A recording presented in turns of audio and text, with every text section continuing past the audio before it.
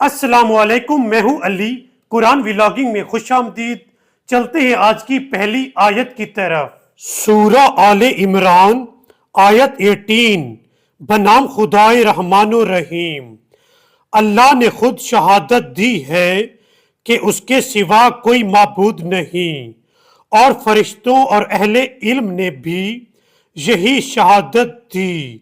وہ عدل قائم کرنے والا ہے، اس کے سوا کوئی معبود نہیں۔ وہ بڑا غالب آنے والا، حکمت والا ہے۔ ناظرین، توحید اور عدل اللہ تعالیٰ کی صفات ہیں۔ قرآن مجید کی اس آیت میں اللہ تعالیٰ کی صفات توحید اور عدل پر 3 شہادتوں کا ذکر ہے۔ توحید اور عدل پر پہلی شہادت اللہ کی ہے۔ اللہ گواہی دیتا ہے کہ اللہ کے سوا کوئی معبود نہیں، اور وہ ذات عادل ذات ہے۔ اللہ تعالیٰ کی صفات توحید اور عدل پر دوسری شہادت فرشتوں کی شہادت ہے، اور تیسری شہادت توحید اور عدل پر اہل علم کی شہادت ہے۔ اہل علم شہادت دیتے ہیں کہ اللہ کے سوا کوئی معبود نہیں، اور وہ ذات عادل ذات ہے۔ اب چلتے ہیں قرآن مجید کی اگلی آیت کی طرف۔ اللہ کے نزدیک دین صرف اسلام ہے، اور جنہیں کتاب دی گئی انہوں نے علم حاصل ہو جانے کے بعد آپس کی زیادتی کی وجہ سے اختلاف کیا، اور جو اللہ کی نشانیوں کا انکار کرتا ہے تو بے شک اللہ اس سے جلد حساب لینے والا ہے۔ ناظرین، قرآن مجید کی اس آیت میں ذکر ہے کہ اللہ کے نزدیک دین صرف اسلام ہے، اور اسلام کی ایک خوبصورت تعریف امام علی علیہ السلام نے کی ہے۔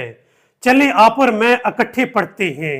میں اسلام کی ایسی تعریف کرتا ہوں جو مجھ سے پہلے کسی نے بیان نہیں کی۔ اسلام تسلیم سے عبارت ہے، اور تسلیم یقین ہے، اور یقین تصدیق ہے، اور تصدیق اعتراف ہے، اور اعتراف فرض کی ادائیگی سے ہوتا ہے، اور فرض کی ادائیگی عمل ہے۔ ناظرین، اب چلتے ہیں قرآن مجید کی اگلی آیت کی طرف۔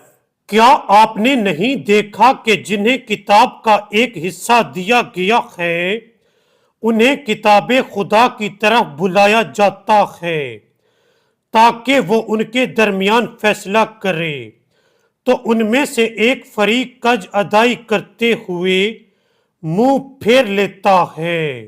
ناظرین، خیبر کے یہودیوں کو شوہردار عورت سے زنا کا واقعہ پیش آیا۔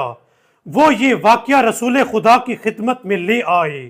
رسول خدا نے سنگسار کی سزا بتا دی، اور یہ سزا ان لوگوں کو پسند نہ آئی، اور قرآن مجید کی اس آیت میں اس واقعے کا ذکر ہے۔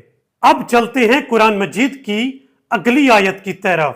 ان کا یہ رویہ اس لیے ہے کہ وہ کہتے ہیں جہنم کی آگ ہمیں چند روز کے سوا چھو نہیں سکتی، اور جو کچھ یہ بہتان تراشی کرتے رہے ہیں اس نے انہیں اپنے دین کے بارے میں دھوکے میں رکھا ہے۔ ناظرین، قرآن مجید کی اس آیت میں یہودیوں کے باطل نظریات کا ذکر ہے۔